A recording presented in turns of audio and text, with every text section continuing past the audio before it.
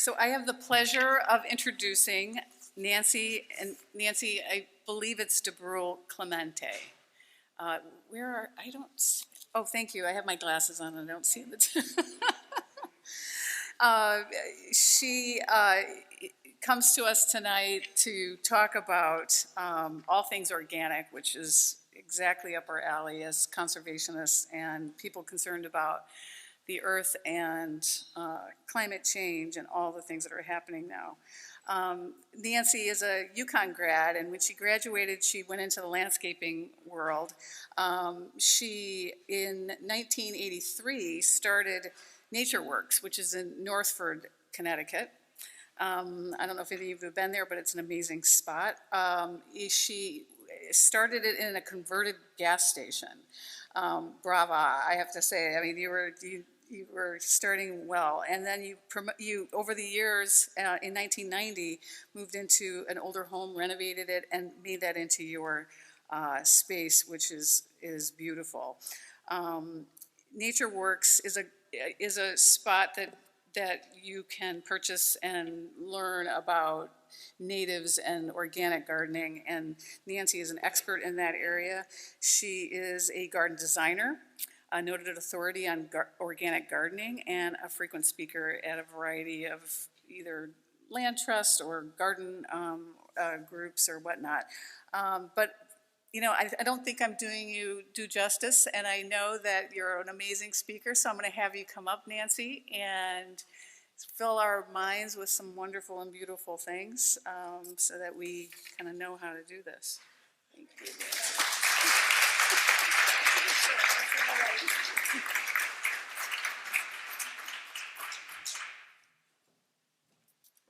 Let's see. This is the first in-person talk I've given in 2.5 years. I've been Zooming. So thank you for inviting me. It was like dragging me out of my cave. I live in Middletown, and Northford is part of North Branford. So, you know, I haven't really been to many places. I have a new car with less than 10,000 miles on it, and it was bought in 2020, January. Also, the timing couldn't be any better because tomorrow's Earth Day. Think about it. You know, we're doing this today. Tomorrow's Earth Day. So I'm thrilled to be here, and I'm going to see if I can make this thing work. It works. This is also the first time I've ever given a talk where I didn't bring any equipment. I sent my talk over to this wonderful couple, and they were like, just show up. I was like, oh no, this is frightening. So if anybody else in here has ever given talks, you'll know you never go anywhere without that USB in your back pocket, just in case, right? So I started my business back in '83 after graduating from UConn Hort and getting a job working in a place that used a ton of chemicals, and I had to get a pesticide license and spray stuff in the greenhouse I was running. There are now things that are now illegal, and it really scared me. And so I just said, well, I'm just not going to do that anymore. I'm going to start my own business, and I'm going to do it organically. And there was nothing out there. You know, it was like the little engine that could, and everybody thought I was crazy. Now they think I'm like the grandmother of organic gardening in Connecticut, right? So thank you very much for that. So I'm going to try and explain to you a little bit about how I operate in my own yard, and on a grander scale, how we operate as a landscaping company. I started with $500 and a little Datsun pickup truck, which will age me. We were arguing about what Datsun became the other day. But, and now there's 27 employees in the business, 4 landscape crews, 3 designers, and I sold it to my employees last year, which is really cool, and I'm working for them, which is really fun, because I don't have to do all the hard, scary stuff. I just do the stuff I love. I live in Middletown on a couple of acres, and I tend it lovingly. I steward it. I love that term. So my sister took that picture of me picking raspberries. I live in a neighborhood of a lot of homes that do not use organic methods. And I know they think I'm crazy when they see what I do. But on the other hand, they all get food, and they all get blueberries, and they all get flowers. And so they don't think I'm quite as crazy, I guess. I blend everything together. My talk is about everything is connected, and my garden contains flowers, vegetables, and herbs all blended together, because that's how I believe a garden should be grown. For example, in this picture, the yellow evening primrose is called a magic evening primrose, or a popper, and it was grown at the Mark Twain House, and the flowers at a certain time of the evening just go like this and open before your eyes, which is a reason for a party. And they seed around. So, my yard is just full of stuff. So, I put fennel and dill and zinnias in with food and flowers. I pulled a few pictures together to show you how ridiculous it is to have 18 raised beds. My soil is pure clay, so I had to raise up to grow food, plus about 20 containers, and I have a root cellar, so I keep dahlias, and I store my figs down in the cellar in the winter. So it's and you'd never know it if you walked by my house, because it's a spaghetti lot, and it's long and skinny. It's not until you get in the back that you see it. I put snapdragons with tomatoes, because tomatoes are pollinated by bumblebees, and snapdragons are beloved by bumblebees. So I start working connections right now in the spring. Everything I'm doing is intentional in terms of trying to connect the dots between all the different living creatures, both animal and plant in my yard, and insect. And I've been doing this for a long time, and I still don't know all the connections. So we should be in awe, really. And when you save land and you steward land, you also have to start to get to know a deeper level of that land, which I'm sure you all do if you're working on the land. Eliminating invasives, I know, is probably one of the most important jobs that you do, and it's hard work, and there really is no easy way. On my property, I have what I call the back 40, it was an old turkey farm in the hillside. They dumped all the crockery and everything back there, but it was completely overgrown with bittersweet, multiflora rose, and Russian olive. Luckily, no knotweed. I have that at Natureworks. We were in year 29 in our new location, and we still can't get rid of the knotweed, but it just shows up everywhere. But and during some of the storms, my trees came down, and all the invasives were just covering everything. So I had it all chopped up, but I couldn't afford to have it all hauled away. So I had them stack all the trunks of the trees and everything down the slope in something called hugelkultur, which is you lay all your trees and branches, and then you cover it with organic matter, and eventually it all breaks down and you plant it. So I'm in year 17 of that, and I'm not there yet, but I've got tier 1 pretty well organized, and tier 2 is pretty good too, and tier 3 is what I'm working on this year. So things that I do a lot of smothering. Thank God for cardboard, during the pandemic, there's more cardboard than ever. I do some digging. I have a tool called a puller bear, which is a new version of the weed wrench. Do you guys use weed wrenches? My neighbors also think I'm crazy because I have my name etched in it. I got it from Kansas. It's the same principle. I use the flame weeder. I do use some horticultural vinegar, but not much. I actually tried to rent a herd of goats, which is a viable option.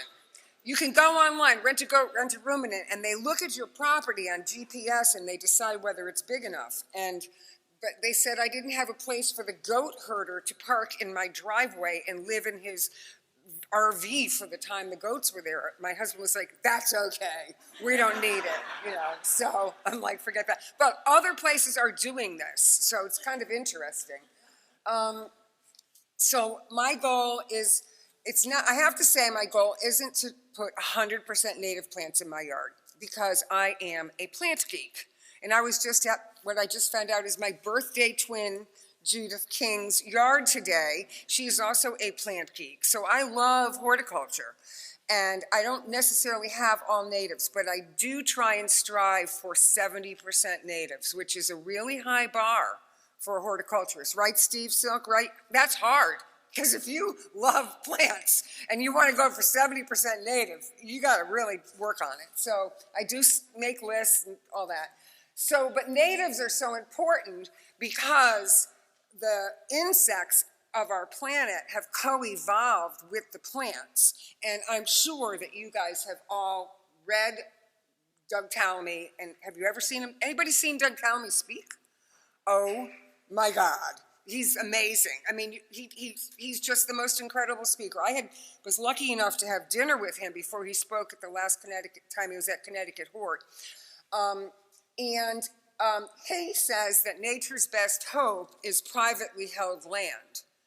And his answer to the fact that we need more native plants to support the insect population that is going extinct, he says it's not the government lands and not a government program. It's private lands linked together. And so these are the 3 books that he's written, and you got to read Doug Tallamy. I'm telling you, every single person I've turned on to him is like, thank you, thank you, thank you. And people now come in saying, I've been converted, and they are ripping out plants of their yard, and they want natives. It's fabulous. So anyway, he says that insects are specialists. Many of them are specialists that share an evolutionary history with the plants that they feed on. And they've co-evolved. So when you take a plant away that an insect must have, the insect goes away. Now the bird that eats that insect and the hawk that eats the bird, and on it goes. It's like a Jenga game. Everything comes tumbling down, and we don't know, because we don't know all the connections, but everything is somehow connected. So it's really hard to live in a neighborhood where your neighbors use a lot of poisons, and you've got bluebirds, and you're like, they don't know where the line is. You're like, don't go over there. And this, all the animals, and my husband, who's very sensitive to this, he's like, oh, I'm like, I don't know what to tell you. I can't really put up an electric fence or something, But, so, I mean, we're very aware of it, and a lot of the neighbors are starting to turn around because I put pretty things out by the street, and they appreciate it. What Doug Tallamy says, and this is why oaks are so important, if you put an oak in your backyard, it supports 557 species of caterpillars, which he calls Lepidoptera. If you put a ginkgo tree from China, it supports 4 species. So, and the same is true of the white calorie pears, the Bradford pears that you see all around. They support like 1 or 2 species of native insects. So when you know what I know and you drive around and you're looking for natives and you see a lot of non-natives that are not supporting insects, it's hard to drive around. I mean, sometimes I'm envious of people that don't see it. And then when I explain it to Tony and then he sees it, he goes, I really wish you didn't tell me about knotweed, because now I see knotweed everywhere I go. I'm like, welcome to my world. How about garlic mustard, right? Bittersweet. I mean, I do garden consultations for people that buy houses and they don't know what bittersweet is. How can you not? I'm trying to be really polite. I'm like, well, let me tell you, it's going to kill that tree and then it's going to kill that tree. Pull it up, the roots are orange, Unbelievable. They just don't know how. Nobody taught them. They weren't born with this knowledge and nobody taught them. And they buy a house, especially a young couple, completely naive, and now they're all over the internet reading about native plants. Before they take out the invasives, they're online buying bare root plugs of native plants, and they're going to plant them into a mugwort meadow. And you're like, where do I start with this, really? I mean, really. Like, how do I begin, right? So, it's hard when you're facing up to this on the front lines of retail garden centers and garden consulting, and you want to give them hope, but you're like, let's just back it up a little bit, So it is interesting. Because all plants don't support wildlife equally, natives are important. That's spicebush, lindera, which is blooming now in all the wet woods. I mean, it's one of my favorite plants in the world. I just think it's the greatest. We have at Natureworks, we actually have sassafras. Both sassafras and spicebush, Lindera benzoin, are larval food plants of that guy. Now, talk about getting kids interested, man. Those aren't eyes, those are markers. That guy was found on our sassafras, and one of my employees comes running up to me and says, look at this. I'm like, oh, yes, that's the spicebush swallowtail caterpillar. She goes, no, it's not. How can you know that? You don't know that. I said, okay, let's look it up. I said, I actually teach this. Oh, okay. But it turns out it was on sassafras, not spicebush. They're both hosts. Now, where I live, I have a huge walnut tree, and certain plants don't grow beneath walnuts, but spicebush does. And I just put in a spicebush grove. It took me a while because I have mud, clay, and it's really hard digging, but I did it. So that's the connection. So not only will it be the food for the butterfly, it also produces summer berries that the birds like. And you'll see them. And what the problem is when you drive around and you see spicebush now blooming, and then you see burning bush or barberry coming in, you just want to get out of your car and go, no, where's my polar bear? I want to pull all this. And there's just a limit to how much of this you can do. So it's really hard to drive around. And I have one of those newfangled cars that beeps at you if you go over a line. It's always for plants. It's like, you'd think I would be looking at something pretty, but no, it's always like I'm looking at the plants, Violets. Now, my front lawn has violets in it, and I have an organic lawn, and I'm proud of the flowers in my lawn, and it drives my neighbors crazy. And my husband mows, and I'm like, don't mow the violets. What? Just mow around them. Are you kidding? No, just mow around them for a while, because they're edible. They're on the daffodil cake tonight. They're medicinal. They're a larval food plant of a butterfly. Now, the picture in the middle, it's not that great of a picture, but that's my garden right now. Violets are allowed to be a ground cover layer in my garden. Instead of mulching, I'm mulching with plants. And people are like, oh, I would let them in my garden, they'll take over. That's the point. I'm not getting any younger here, This is another cool plant. This is Zizia. And this is one of the only native plants that is a larval food plant of the swallowtail butterfly. Most of the larval food plants listed on, I had some handouts emailed to you. I hope you got them. One of them is a really cool handout about larval food plants of butterflies, which will make you realize the benefit of thistles and stinging nettles and plantain and docks. Things that you think of as weeds are all larval food plants of certain butterflies. This plant is phenomenal. If you're trying to come up with a native perennial for woodland gardens, it has a yellow flower opening in May. The leaves are beautiful. They don't disappear. They don't go down. I've been getting it to just spread by just letting the seeds dry and spreading them around. So, and I see it on the side of the road. That's the other thing. I break for plants, so I pull over. Oh, there's Zizia. Like, who the hell would know that's Zizia, right? I'm out there, and I look like I'm peeing in the bushes. But no, I'm on the ground, like, taking pictures of Zizia on the side of the road on Route 17 in Durham. It's like, okay, So anyway, these are the connections that you may not know. You may look at this and go, well, it kind of looks like who knows what. But if you don't want to have, like, fennel or parsley or dill, they're not native, and you want a native plant, this is one. There's another really cool plant. This is buttonbush. If you have wet areas that you're preserving, I drive by buttonbush swamps, and they have these orbs of flowers in late July and early August that are covered with pollinators and butterflies, and they're just fun. They look like Sputniks, And I plant them in my yard because I have wet clay, and they love my yard. So it's just an amazing native plant for the wetlands. At Natureworks, we raise monarch butterflies. We're kind of crazy about this, and we take them on the road for educational purposes. We usually go to the Durham Fair for 4 days and man a booth and show people all the life stages and release the butterflies and tag them for Monarch Watch. And we're an organic garden center, and our milkweed and all of our Asclepias, which is the larval food plant of monarchs, is guaranteed clean, because if it isn't, they'll die. So, excuse me, you can't go to any old garden center and buy Asclepias if you don't know it's neonicotinoid free, which is a systemic that gets into the soil. Your caterpillars will go into convulsions and die before your eyes. And if you've been collecting the eggs, which believe me, you need glasses to do, and raising them from eggs, and then this happens, you will be furious. So it's really important that you know your suppliers.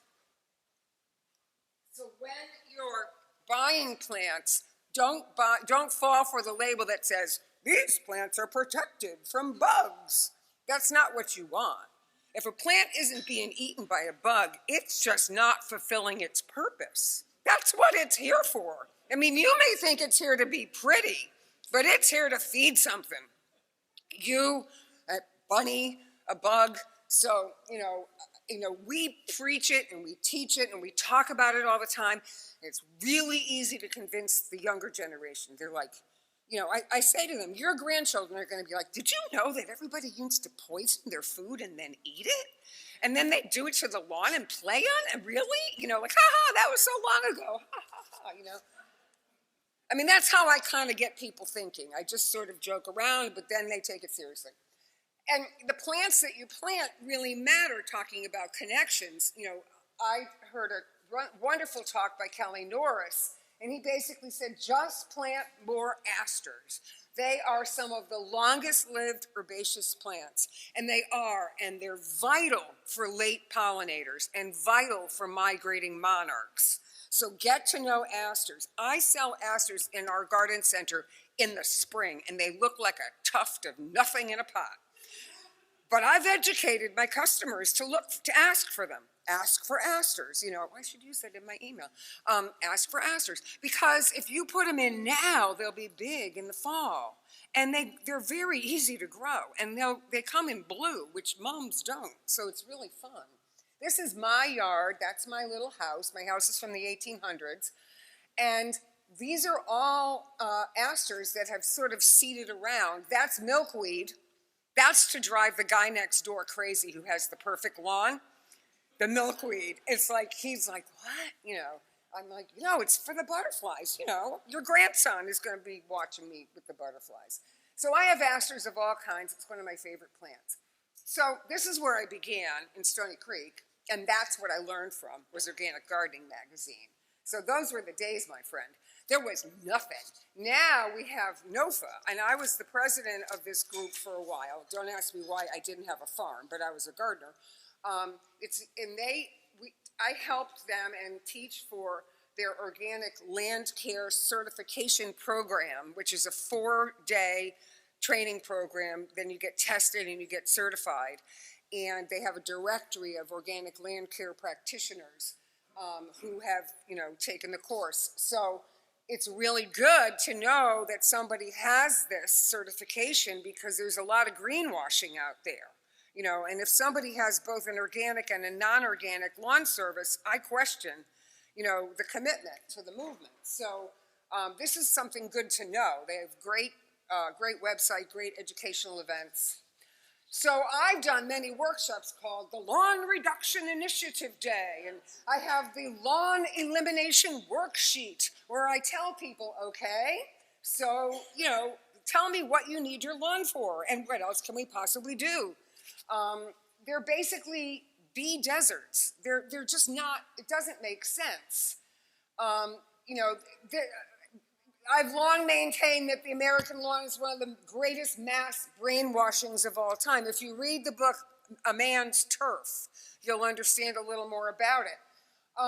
This is a project I'm currently working on in Brantford. I love this couple. They live in a little neighborhood, and they're reducing all but the strip of lawn that you see left. And that's my spray paint showing the path. We put up the fence, we put in raised beds for food. And I said, I don't want to ruin your resale value, by just taking out your lawn. he goes, oh no, this is what we want. We want a pollinator garden. So he came in the other day to pick up some stuff, and I said, so what do your neighbors think? And he goes, they're all like, well, I hope it's going to be a pollinator garden. I'm like, are you kidding? Like, they totally got it? And he said, yeah, and he's going to use it to teach them. And you can see in that lower left picture, we used a sod cutter, and then we flipped the sod upside down. And then we're going to put cardboard and mulch on that one bed, and the bed that, two beds are going to be cardboarded and mulched all spring and planted in the summer. And the ones we're going to plant now, we just desodded and use that sod to build soil in the other beds. So yeah, it's quite the excitement in a neighborhood that people appreciate what we're doing. So if you want to reduce lawn, the key has to be to connect. If you have disparate parts of land trust land and you want to increase habitat value and pollinator corridors in your town, connecting the dots is the key. So ways of doing that are ways of breaking up the lawn and putting in something else, whether it be hedgerows and thickets, mini meadows, pollinator strips, evergreen groves, something. So it's not just land trust land, it's homeowner land too, and then figuring out ways to connect the dots. And that's what's important. This woman, Catherine Zimmerman, is a really good resource. She actually did a project with Doug Tallamy. It's called themeadowproject.com. I've seen her speak. We have her books, we have her video, her movie on how to do meadows. Meadows are not easy. You have to know what you're doing. Nobody wants to hand weed a meadow, so you really need to do it right. They're also extremely good for all creatures. And what you can do is, if you're afraid of ticks, is to just mow wide pathways through the meadows, rather than just saying, oh, just walk in there, it'll be fine. So make it so it's, easy. But this is also a possibility for yards, is pollinator strips. Areas where it's not the whole yard, it's not a meadow, it's not too big, but it's a strip dedicated to the pollinators. And that's sort of like the entryway to this, which I think people should do. That's one of my favorite. It's actually an annual called Bee's Friend, Phacelia. That's a really fun flower to grow for the bees. So it's the size of the habitats that matter and the fragmentation that ruins it. So, that's the hardest part about preserving land, and the hardest part about upping the ante and how a town can provide for pollinators and wildlife and birds is the connections. So it's really important to connect as much land as possible, and it's going to have to be done with the help of homeowners. It can't be done just with land that you preserve. You have to get homeowners on board. Going organic is critical in my world. We don't use Roundup, never use Roundup. We don't use neonicotinoids. We actually practice deep organics, where we hardly spray any organic spray at all, because with the more you encourage beneficial insects and you decrease your spraying, the more work the beneficial insects do, and the more into balance your yard or your garden center becomes. And we notice less and less product being sold as our customers get more and more into understanding how to create a balanced ecosystem. If you're raising monarchs, you can't spray at all, because they're like the canary in the coal mine. Our neighbor sprayed Roundup on the driveway of the parking lot next door, and we didn't know it. We collected eggs from the milkweed in our gardens, and they all went into convulsions and died, and we figured out that's what happened. We had somebody lose all their monarchs because they had sprayed Febreze in the house where they were raising them. Think about that, right? Or the dish soap that they use to wash the cages, they're the canary in a coal mine, Another thing is, we sell organic sprays targeted for pests, but if you spray in the morning, which is what I was taught, there's tons of pollinators flying. You have to spray at dusk. And this woman is a fabulous resource, Dr. Stoner. And you have to ask questions like, I have 21 blueberry plants. I use them as landscape plants. They're fabulous. They're native. They're wonderful. And I don't net them. But I do get these fall webworms. And I found out, and they were on the button bush, which is right next to the blueberries, and I found out if I poke a hole in the webs, the birds go in and eat the webworms. Like, and people are like, oh, cut them off and burn them. I'm like, look, you know. So, I mean, I'm always trying to figure this out. You know, I pour boiling water on random stands of poison ivy if it's not going to kill the plants around it. You know, so I look crazy with these boiling water kettles and stuff, but, you know, toads and frogs are a really good sign of a healthy habitat because they breathe through their skins. And, you know, if you don't have these creatures on a property, you know it's a sick property. And soil itself is part of the carbon cycle. We see the movie Kiss the Earth. Anybody ever seen that movie? It's a very cool movie. Carbon is stored in organic matter in the soil. Tilling releases more carbon than lawn mowing, right? So, you know, creating an organic ecosystem on every piece of land that you steward has got to be the way to go. And don't say you can't do it, because you can. Because anybody that tells me you can't do it, I'm like, just talk to me and I'll give you a solution. Even if it might be a little harder, but it's worth it because you're committed to the future of the planet. Clover. This is, if I had $1 for every time I get this question, okay, so you do organic lawns, how do I get rid of clover organically? Well, you don't, because clover is a legume and it fixes nitrogen and it feeds the lawn. And in the old days, clover was a part of every lawn seed mixture, and groundskeepers at the New York Botanical Garden were judged on the ratio of clover to lawn grass to see if they got it right, to reduce the amount of inputs. And then, if you read the book, A Man's Turf, you'll realize how right after World War II, all that went away, and you were judged on how green your lawn was as a status symbol. So it's crazy, really, if you think about it. You know, I mean, bluets and crocuses and violets, and I have prunella, and I have all kinds of stuff in my lawn. I love my lawn. My lawn's just like a mini meadow, this big, you know. You know, this is what my lawn looks like right now with the violets. And yes, there's some dandelions, which makes the neighbors crazy. But it's like, you know, that today I was outside and every dandelion had a pollinator on it. It was crazy to watch. So you have to learn to live with some weeds. You have to realize that some of the plants that you may have in the past been afraid of are your most valuable assets. You don't have to use Canadian goldenrod, but there's 20 native goldenrods you can choose from that might be better, that would feed these late pollinators. Solidagos, you wouldn't believe how many different solidagos we sell at Natureworks, and I thought 10 years ago I couldn't give goldenrod away because everybody thought they got hay fever from it, and they don't. Because it's insect pollinated. It's not wind pollinated. That's ragweed.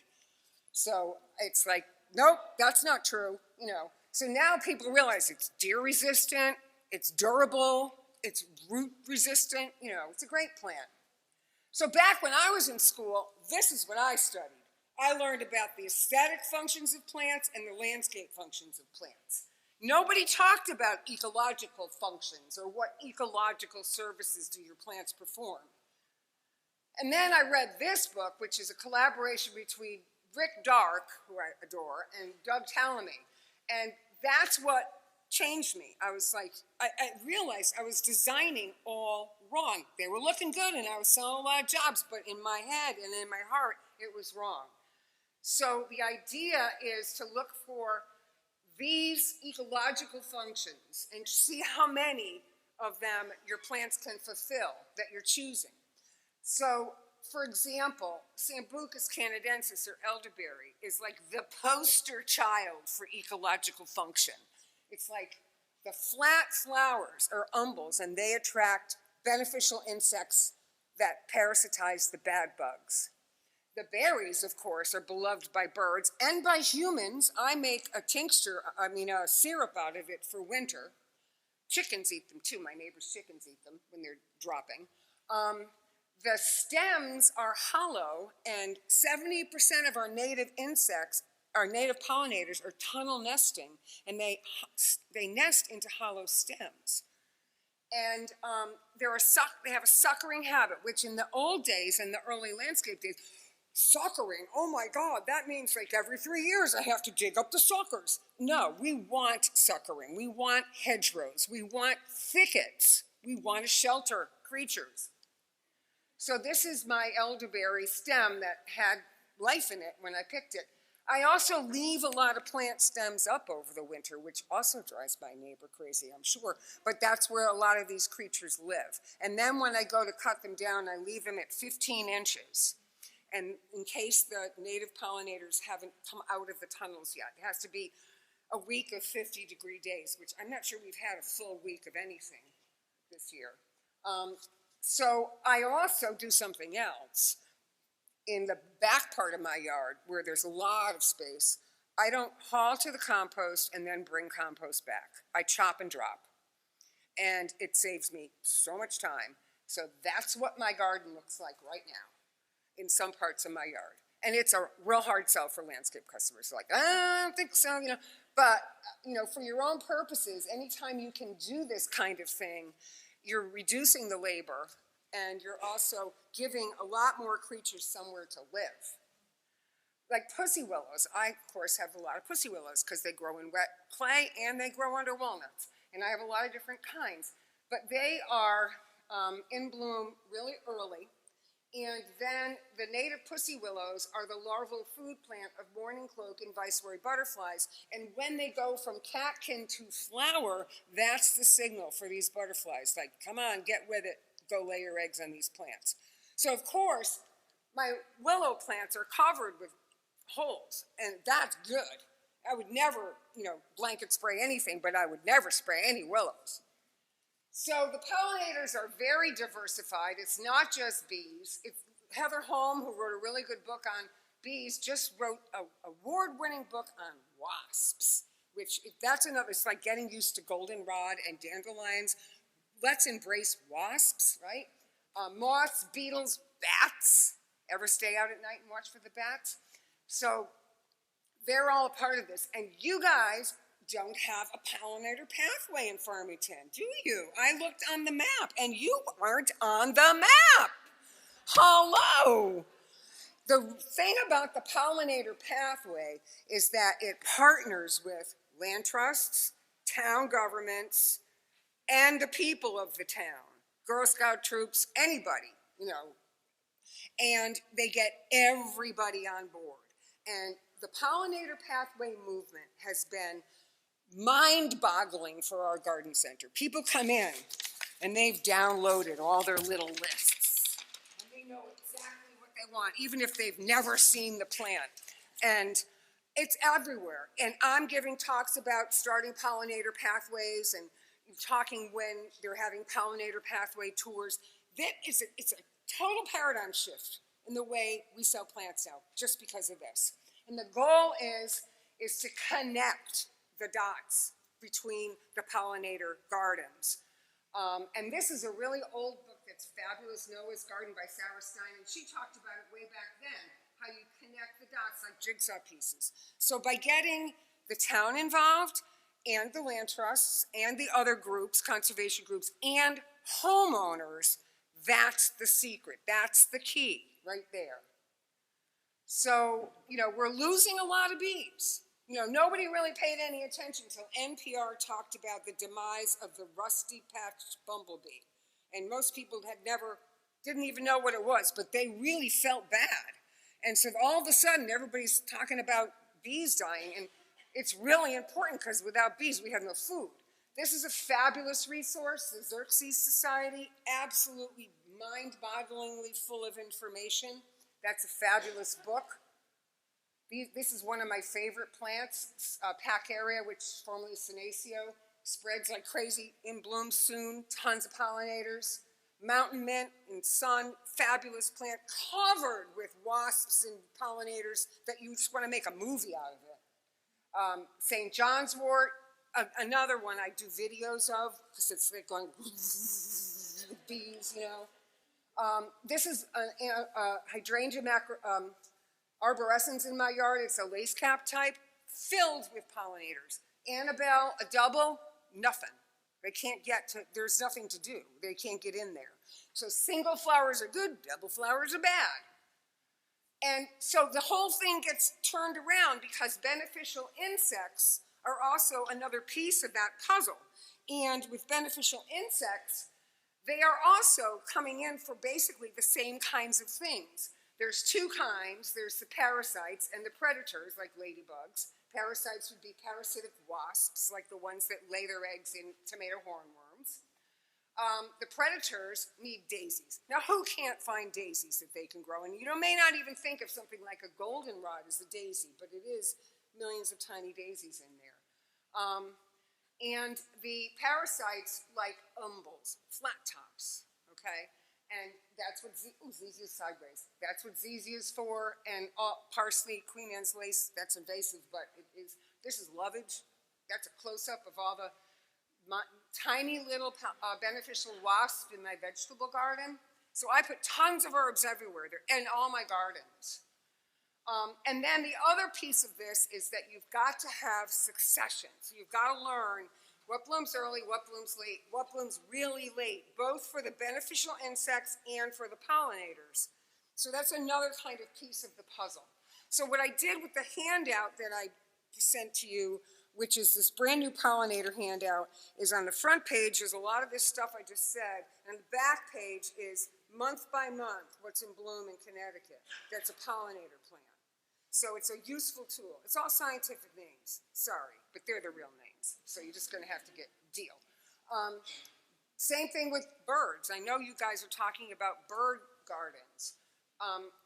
Birds are really, really in danger from lawn chemicals. I mean, it's crazy how many lawn chemicals kill birds. Also, bumblebees overwinter in the ground, and lawn chemicals can kill bumblebees. And the bumblebees are out. They're finally out now. I saw them all day today.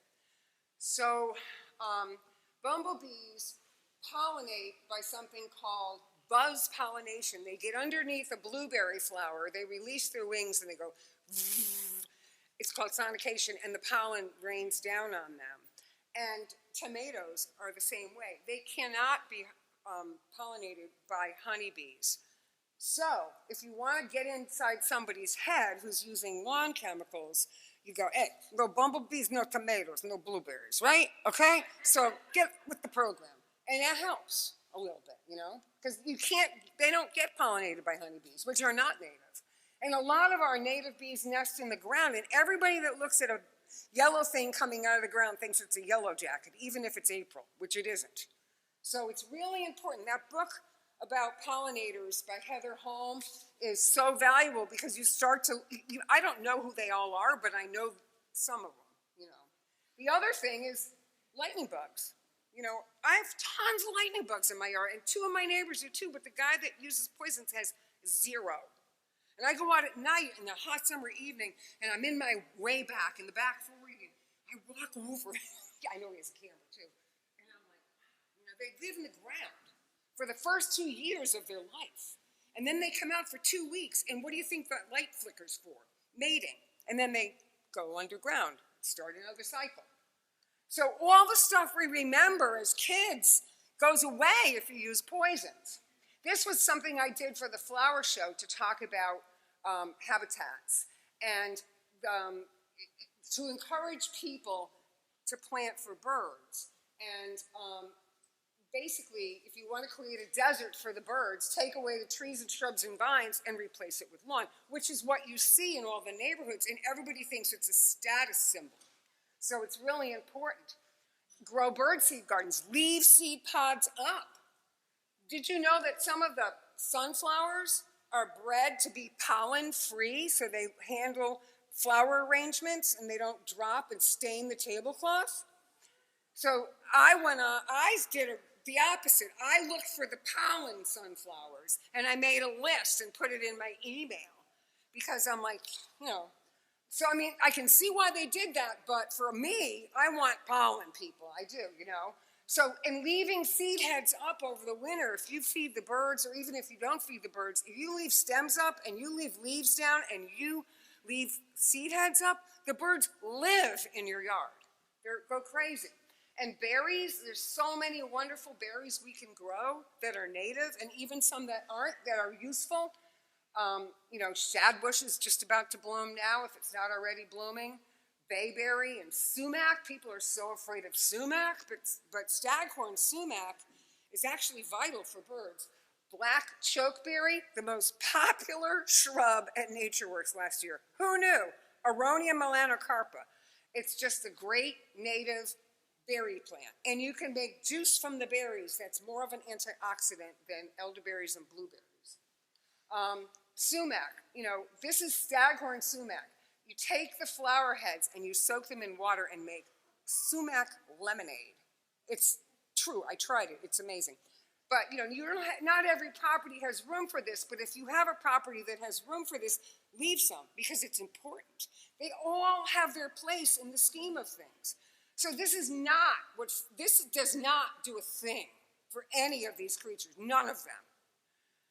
Leaving the leaves, it's so obvious to me. You have woods, leave the leaves. Why do you think they call them leaves, people, right? It's so obvious to me. I don't know why nobody's ever thought of this before, right? Leave them. I mean, I have customers who have guys come in with blowers and blow out their woods every fall. Do you know how much life lives in that leaf litter? Never mind the pollution and the noise pollution. And then they bring back mulch. Like, think about it. Like, what's mulch from? The trees, right? I mean, hello. So, you know, this is also all from the Xerxes Society. If you can use them to help you to enlighten people about some of these things. So yeah, it's a different way of looking at the world, and being a 40-year in business landscape designer, to try and work with clients and explain this to them. What I like about being semi-retired and having sold my business to my employees is I can pick and choose the customers that I work the best with. You know, this is what I want to do now. This is the kind of landscape design I want to do, and these are the kind of people I want to work with. So if somebody wants the opposite, you know, there's other people they can find. So leaving the stems up, they're beautiful. The birds eat them in the snow. I mean, Joe Pye weed in the winter, what's wrong with that, right? Nothing. And brush piles. I have 2 brush piles in my yard, and all the creatures run into the brush piles when the hawk flies over. You know, I can only imagine who's living in there. And they're purposeful brush piles. It's not like they happened. I piled up the brush. And I had white pines come down on my way back. It didn't bother anything. And when the tree guy came, he was also an enlightened soul. And I said, Chris, you know, why don't we just leave a trunk? He goes, yeah. And we did. And the hawk sits on it, and the robin sings on it. There's one little branch, and the robin sings on it, and the cardinal sings on it. And it's like this promontory for all these creatures. And, you know, I'm sure that some of the neighbors are like, why didn't she cut that down? But to me, it's not gonna fall on anything other than the way back, you know. So it is amazing to look at it this way. So I'm hoping that I have kind of inspired you to take the message out to the town and maybe try and find a group of people willing to start a pollinator pathway, working in tandem with the land trust, and use the handouts that I gave you. Our website is under construction. There's usually 50 to 60 handouts on our website, which you are free to use. It says it right on there. You know, share all the information that you have with people, and slowly, you're going to see things change. Because, you know, when I started Natureworks in '83 and I was organic, there was no organic food in the stores. There was no brands of organic fertilizers. It didn't look like it belonged on a, you know, tobacco farm or something. I mean, there was nothing. And now it's gone mainstream to the degree that I hoped it would happen, but I didn't really know. So if we can do it, we're on an acre on a busy road, anybody can do it. I mean, really, you couldn't think of a more unlikely place to have a habitat than where we are located, and there it is. So it's up to us, you know, to change the world. One garden, one piece of land at a time. So I do I do have if anybody wants to get our email, you can go on our website and sign up. I have some sign-up sheets if you want to get our email. I write an email once a week. You get it, you know. A couple of people here get it. And I just basically spend the weekend in my garden and think about what I'm going to talk about. And there's always something in there about, like this week, it was 12 things you can do for Earth Day kind of thing. I mean, it's just a great way to connect the dots between all the customers that we have and help them to usher the next generation along. So thank you very much for inviting me. I hope I didn't put you to sleep.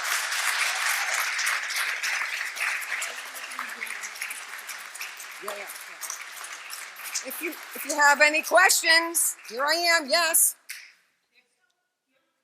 Oh yes, come to the mic.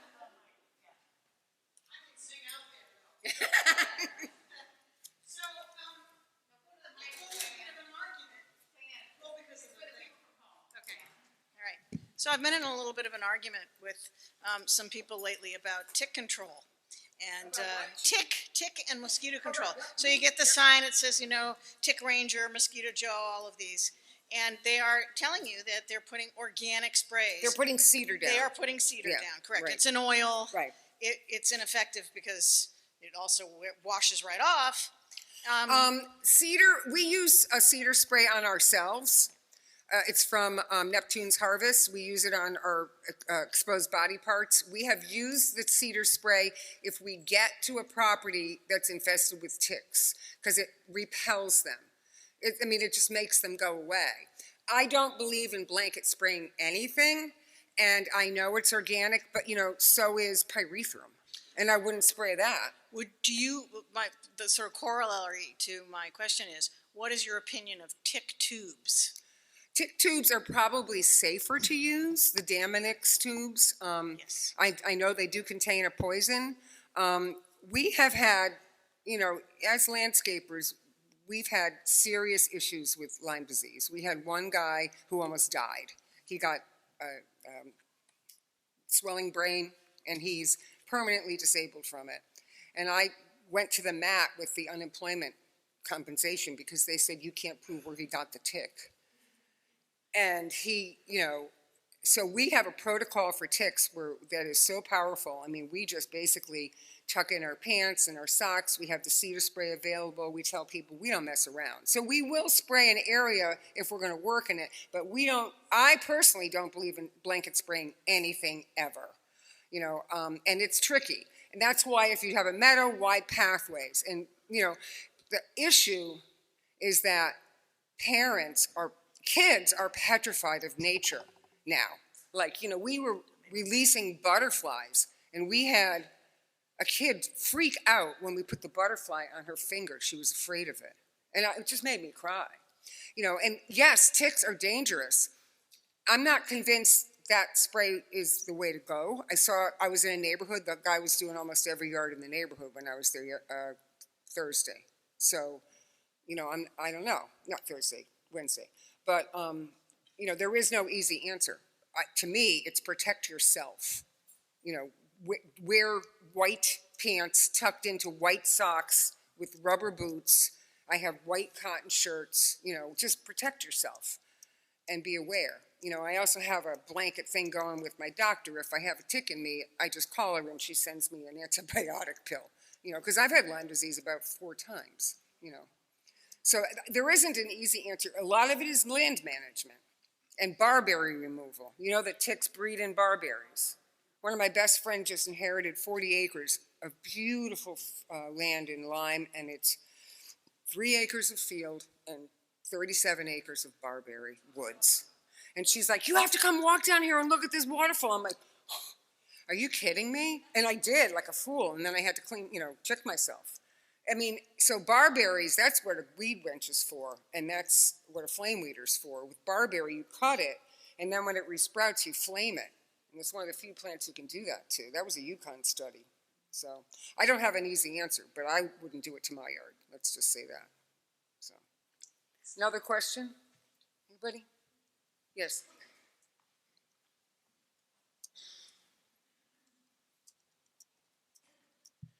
If there was a property that wasn't very organic and that person wanted to come clean how long would it take to become organic? Asking for a friend.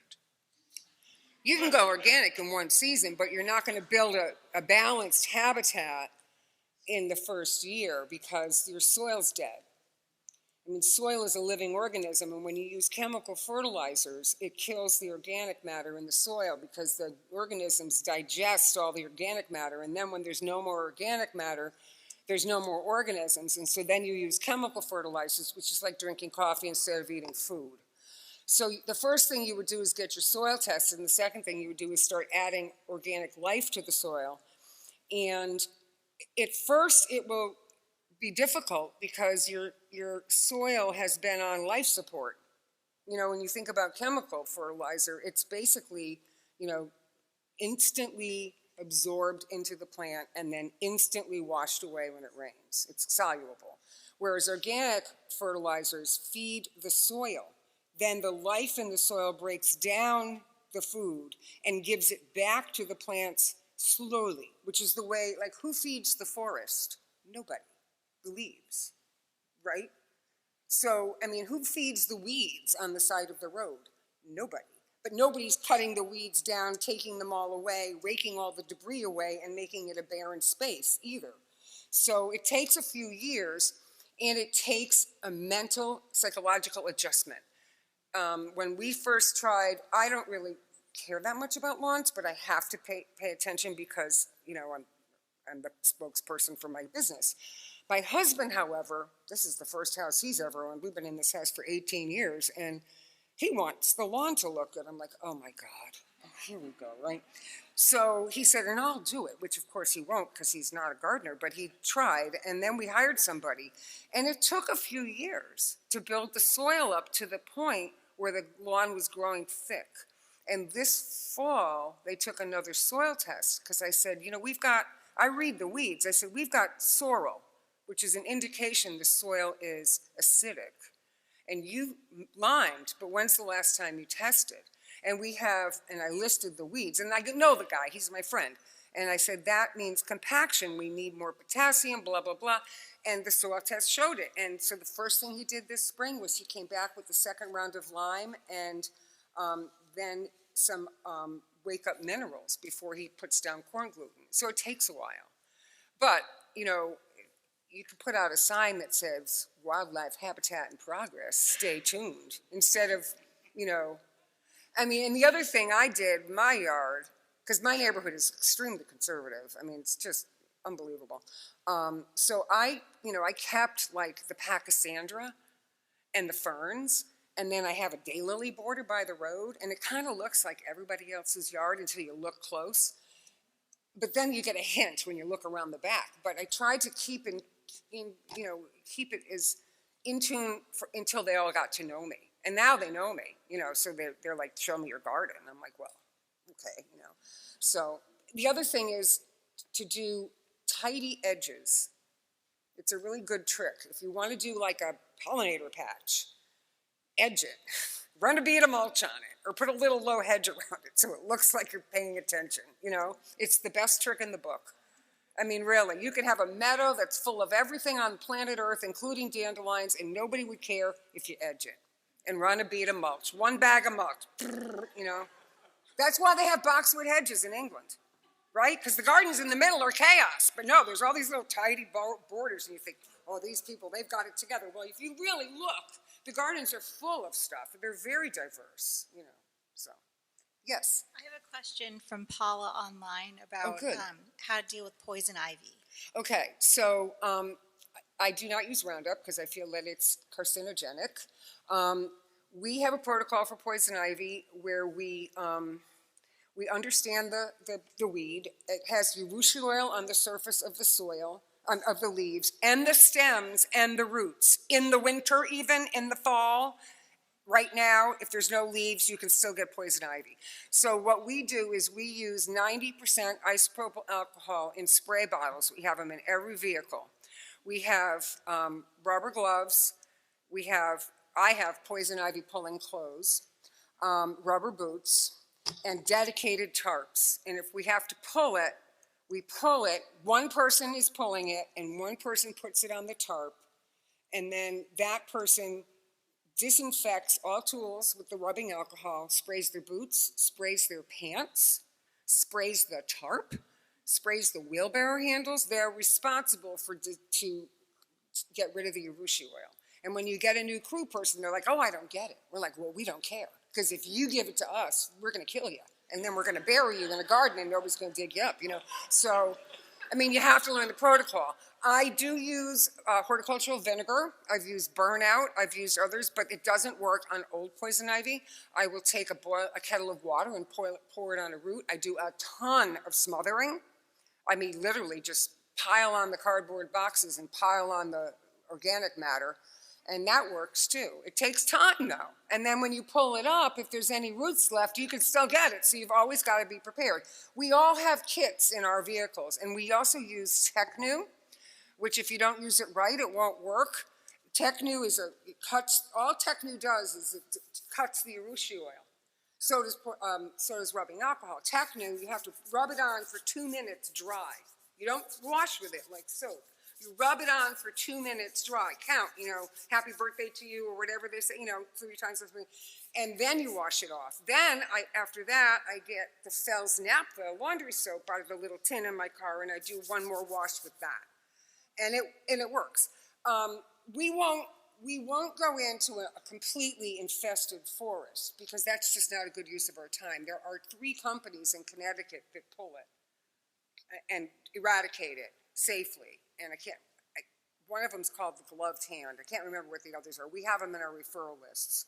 And believe me, I would love to say I could use Roundup, but I won't do it. It's a principle thing. And I won't do it, and I won't let my employees do it. And that's why we get good employees. They travel from far away to work at Natureworks because they know they're going to be using safe methods. And that's the dirty secret of this industry, really, is there's a lot of chemicals and poisons that these people are asked to use, a lot of times without protective clothing.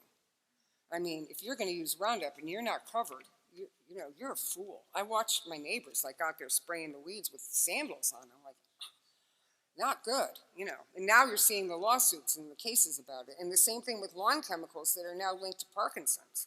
Have you noticed there's like an epidemic? You know, they're linked to Parkinson's. Again, you know, my neighbor just had an Easter egg hunt, and he just had his lawn treated.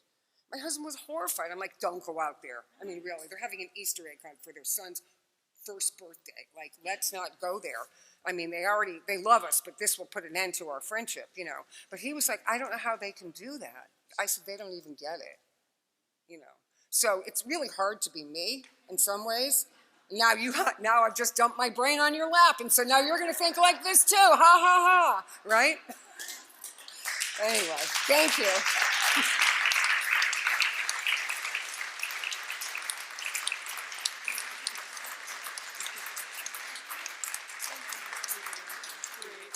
Thank you so much, Nancy. That was amazing. The talk has been taped, so you know we'll be sending it out in case there were tidbits that you didn't write down, and there was so much in there that was amazing, and we want to know. So thank you, Nancy, for coming tonight. Really appreciate it.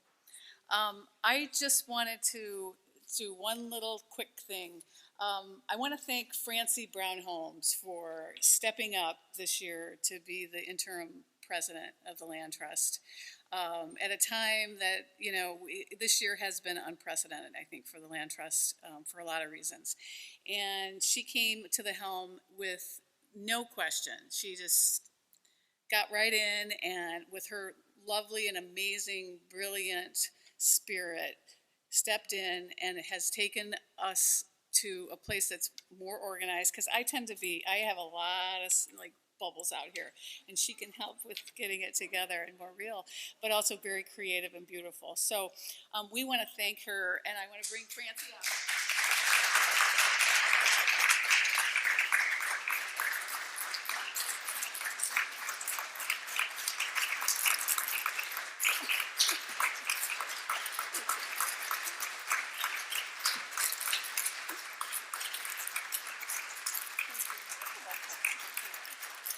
Thank you, Francie Brown-Holmes.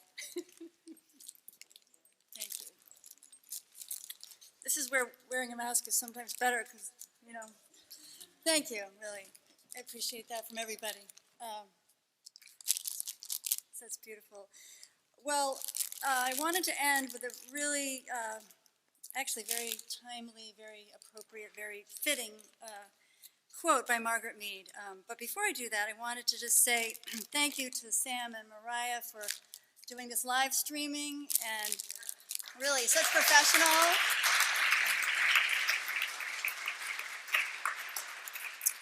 And thank you to our volunteers, Diane Nelson and Kathy Wadsworth and Tim Smith, for helping us with all of the food and wine and beverages. And then I just also wanted to say right after, please have some dessert because it's all waiting on the table. And I think Mary Lou, where are you, Mary Lou, made this special cake. She left, okay. But anyway, they're amazing cakes, and there's a daffodil cake over there. Okay, so, but here's the quote that I'd like to send us all off on, which is by Margaret Mead.